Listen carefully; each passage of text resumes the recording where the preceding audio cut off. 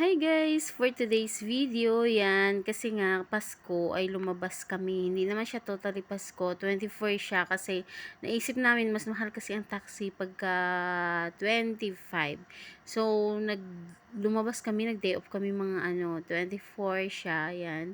So, umalis kami ng bahay, 1 o'clock, mahigit na nga, mahigit na ah, 2 o'clock kami bago umalis kasi nga alam mo yun, yung day off na nga, yung amo namin ay pa-delay-delay pa ng bigay ng aming sweldo. Kaya ayun, kinuha namin advance yung aming sahod. Kaya ayun, inantay pa namin. Syempre, hindi naman pwedeng harasin na bigay mo ng aming sahod. Ganyan, patagal-tagal pa siya kasi siguro gusto niya na kainin muna namin yung kanyang anak. Kaya ayan, late na kami nag-day off ni Helen.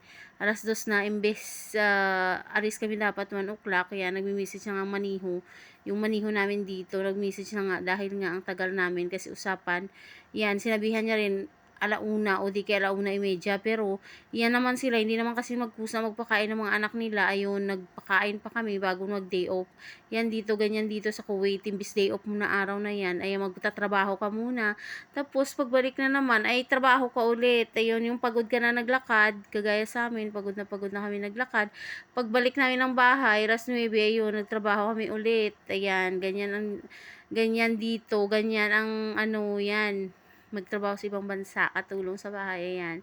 So, yan, pagod na nga kami, ayan, balik pa magtrabaho, magligpit ng mga kalat nila, tas ang daming hugasin. Ayan, nagluto na nga daw siya ng hapunan ng anak niya, pero kami, ayun, grabe, kalat dito, kalat doon, yung mga anak niya, palitan pa namin ng mga pantulog, ayan. So, ayan, so dito na nga kami, nag-day off kami. Yan dito yan, seaside to siya, bali kabila po yan, dahil sa Marina Mall kami pumunta, doon kami nag-lunch. And then, ito naman, seaside siya, bali may, tumawid kami sa kabila, ayun, may pasyalan din doon, may mga coffee shop, may mga kainan din doon. And then, may tabing dagat, tas yun, bago muna ay kami doon, video doon sa may, sa may mga yati doon, ang daming mga ibon na lumilipad-lipad. And then, ngayon, dito kami pero hindi ako masyado nag-video doon sa kabila dahil na nga ang dami doon ng mga mga kalahi dito, ang mga lahi dito, yung pag-alagala, syempre ayoko rin naman na isali sila na kitang-kita sa video ko para safe naman, ayun. So, iwas masita tayo. Syempre dito tayo sa ibang bansa at alam mo naman ay bansa to ng alam mo na medyo conservative daw, yun. So, dito, ayan. So, dito kami sa gilid ng yan, may seaside dyan. Iwan ko ano pa yan dyan, mga maraming mga nakaupo dyan. Siguro mga lahi dito, whatever. Anong lahi dyan, yan, upo-upo sila. Siguro nagde-date sila o iwan. Ayan, so, dito kami, upo rin kami ni Helen, lakad-lakad kami dito. Tapos ayan nga, sa kabila doon, merong siya, sakay ng taxi. Kaya sabi ko sa kanya, kasi balak na namin, pupunta kaming Old Souk after dito. Sabi ko, ayun, doon na lang kami mag-abang ng taxi. Yan, so guys, dito, daming mga puno-puno. Winter ngayon, pero hindi siya ganun na kagaya dati na sobrang lamig. Ngayon, yung lamig niya ay okay lang. Kayang-kaya ng mga medyo makakapalang balat. Ayan. Kagaya ko, yun. So, dito, tabing dagat, ayan. Yan, si Hili nagtitext. Ewan ko sinong tinitext niyan. Ewan ko busy-busyhan siya. Ewan ko may jowa ata yan siya, guys. Ayan, so tuloy-tuloy din ako video-video yan dyan. Inayos kong buhok ko, yung buhaghag kong buhok ko, iwan. Bakit ganyan buhaghag ko naglalagas kasi dito, kaya yan, daming tutubo, ayan. So, medyo buhaghag ang hair ko, pag-gala. Inilugay ko siya kasi nga, wala akong jacket, hindi ako nag-jacket, long sleeve lang ako. Para matakpan yung mga batok-batok ko, liig ko, para hindi masyadong malamig. Yan, hindi ako malamigan. Yan, so, nag-hi-hi daw dyan si Mong Helen, yun. So, yan, kahit dalawa lang kami, nag-enjoy naman kami kasi may ibang tao na naman, di namin kilala. Yan, si Lynn, paket-haket pa dyan sa mga bench dyan. May pag nahulog yan, ewan ko lang kung wounded yan may pag-uwi ba. Tapos ako naman, kasi yung naglalakad ako, sabay, nabangga yung paa ko, kaya ang sakit ng paa ko, nabangga dun sa cycling na ginagamit ko paminsan-minsan. Ayan, so dito kami, yan, umupo naman, hindi siya talaga tumitigil, kaka-cellphone dyan, kaka-chat. Ewan ko sinong ka-chat niya, nag-upload ba o ewan kung anong pinagagawa niyan siya dyan. Ayan, so umupo muna kami dito guys. Ayan. Tapos pa, tingin-tingin dyan sa mga dumadaan, ayun, sa mga, ayun, parang nagpipiknik-piknik dyan. So, maraming puno-puno dyan. Yan, sa kabilaan nun ay Marina Mall. Tapos, meron siyang, ano, parang overpass siya na sarado na iwan na maganda. Parang sa airport style ang daanan. Ayan. So, ayan. So, dito kami ngayon. Ayan. So, maya maglalakad-lakad ako dun, guys, sa may, ano, sa area siya ng dagat. Ayun. So, doon. Maraming nagsiselfie doon, mga Pinay din. Meron ibang lahi. Merong lahi rin dito. Ayan. So, ewan ko ba, bakit may basura dyan? Dyan pa talaga ako. Dito pa talaga ako natao nag-video-video to, kung saan pa meron basura. Ayun. So, meron tayong commercial. Yan, ang basurahan. Ayun. So, 24 ngayon, supposed to be sa Pilipinas. Ayan. Kahit sa bahay na tayo, masaya tayo pagkasama natin ang ating pamilya. Pero dito sa ibang bansa, yun nga, iba talaga ang Pasko ng Pinoy. Ang Pasko ng Pilipinas. Kasi, alam mo yun, andun tayo, nakakasama natin ang ating pamilya. Mga ilang taon na din ako hindi ko nakasama yung aking pamilya. Kasi dito lagi sa ibang bansa. Yun. So, medyo nakakalungkot kaya kahit hindi siya masaya, i-enjoy na lang natin. Ayan, so this is the place kasi na ano, at least 'di ba kahit papaano nakapag day off din. 'Di ba? Pwede naman mag day off araw-araw, I mean, once a month. Ayan. Pwede rin siguro kahit twice a month, pero ang problema kasi pera. Dito kasi magastos din pag nagsigi ka day off. So, mas minsan pinipili namin hindi kami mag-day off dahil nga magastos. Of course, ipapadala mo pa sa pamilya mo. Eh, kung lagi kang nagdi-day off, palagay mo sa isang buwan, kung nagdi-day off ka linggo-linggo or whatever dyan, wala ka na mapapadala sa wala na rin ako mapapadala sa pamilya ko pag lagi ako magdi-day off. Syempre, magastos rin naman. Gala-gala ka. Hindi naman pwedeng maglakad ka lang o di kaya gagala-gala ka lang. Hindi ka bibilang pagkain mo. May ano, mga personal needs mo. Kasi hindi naman kami libre dito sa personal needs namin. Ayan, minsan bumibili nga kami ng pagkain namin, ulam namin. Kasi nga, ewan. Syempre, gusto rin namin kumain ng mga Pinoy foods. Kaya, minsan bumibili din kami.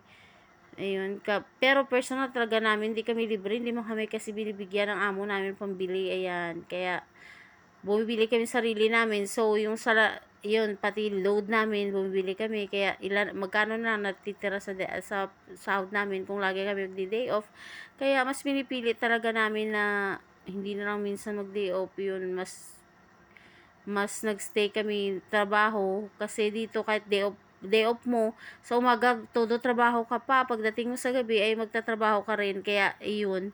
Minsan, sa mga pamilya sa iba, sa mga pamilya, sa mga anak, o di kaya iyon, sa mga anak ng mga OFW, tandaan nyo, mga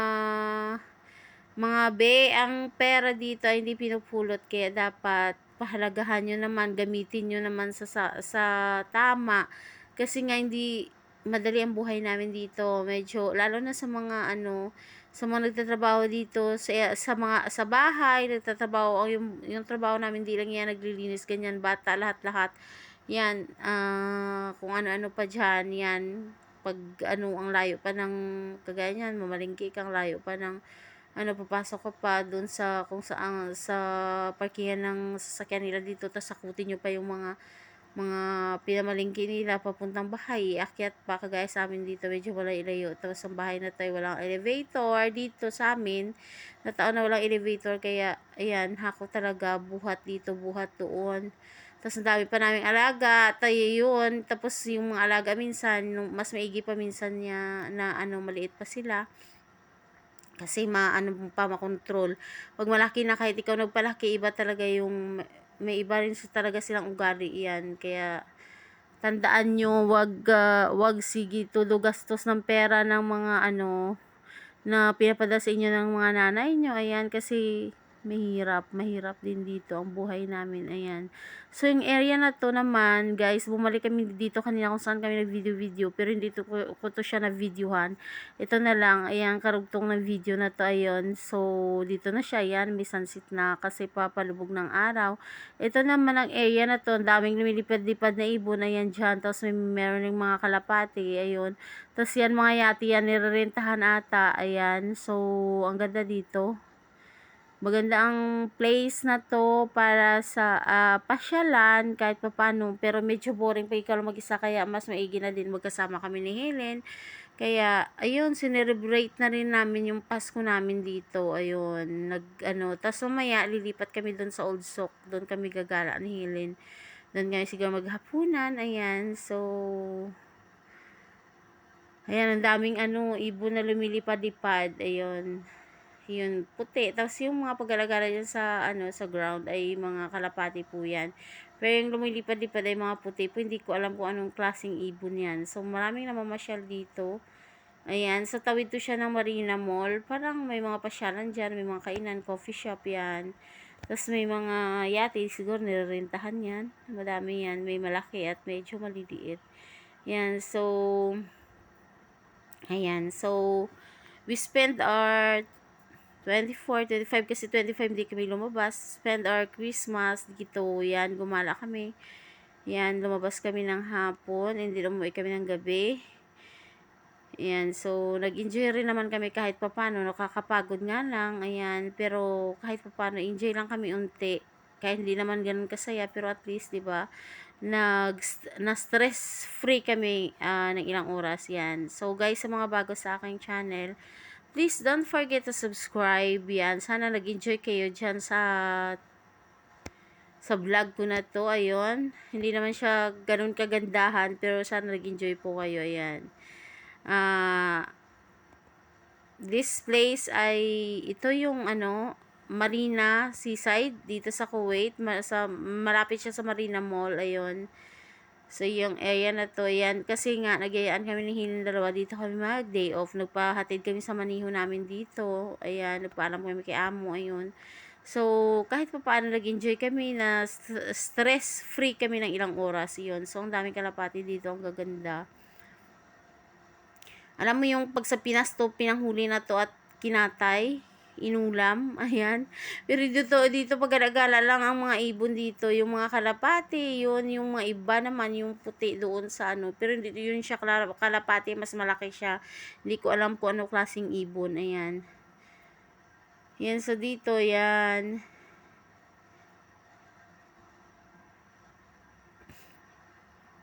Yan siya, palubog ng araw. Tapos mamaya ay lilipat na kami ni Helen. Pupunta kami doon sa Old Souk. Ayun, doon kami maghahapunan yan. So, ang ganda ng view, guys. Ang daming ibon. Kasi nga, ayun, naghahabulan sila sa mga pagkain na binibigay ng mga sa tabing dagat yan. So, mega love shout out to everyone. Once again, please don't forget to subscribe my channel. Please hit the notification, guys, para updated kayo sa next vlog ko. Yan, hit the notification, choose all po. Para every time meron po akong upload, ay manonotify po kayo. Yan. So, mostly sa mga vlog ko po ay foods, and then may mix din na mga lifestyle or whatever dyan na ginagawa ko. Ayan. Thank you so much for watching.